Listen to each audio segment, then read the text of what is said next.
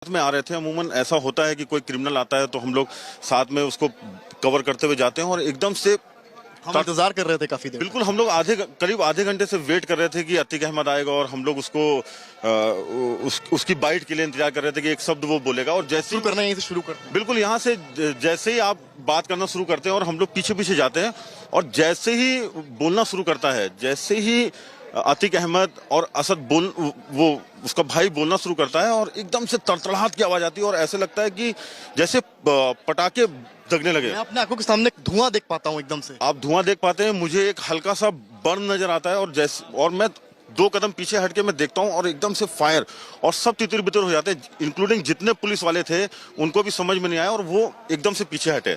जब वो पीछे हटे, मैं अपनी पोजीशन पे था, मैंने कैमरा वो स्टैटिक रखा और मैं ये पूरी कोशिश कर रहा था कि जो भी कुछ हो रहा है वो कैमरे में। नीरज, आपसे एक सवाल मेरा ये है कि पोजीशन क्या थी, ये सवाल आ रहा है, पोजीशन क्या थी उनकी, यानी कि जो गोलियां चली हैं, आप क्योंकि कैमरे से देख रहे थे, आपने सबसे बारीकी से देखा है, तीनों जो शूटर्स उनकी पोजीशन क्या थी? देखिए, अतीक अहमद और असद हमारे सामने थे, उसका भाई हमारे सामने था और बगल से एक पिस्टल आती है और अतीक अहमद के पहले सर पे फायर लगता है।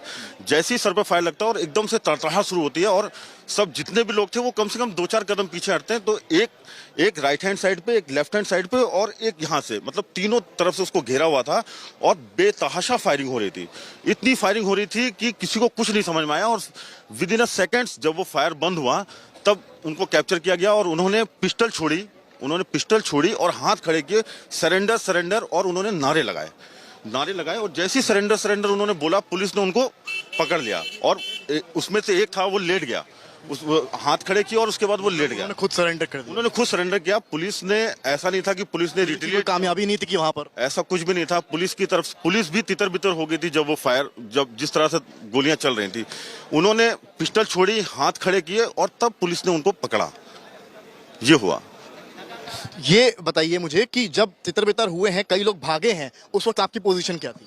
मैं अपनी पोजीशन से कम 4 से 6 कदम पीछे हटा।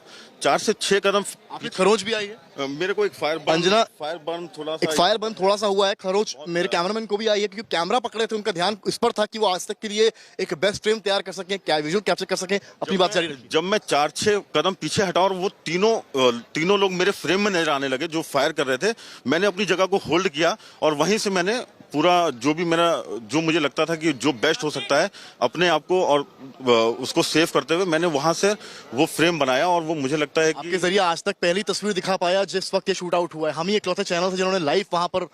नहीं, बिल्कुल हम लोग ग्राउंड पे रहते इसीलिए हैं कि अपने दर्शकों को जो भी बेस्ट हो सके वो दिखाएं। और हम यहाँ से साबरमती तक गए, जितनी फोर्स थी वो हमको यहाँ पे नजर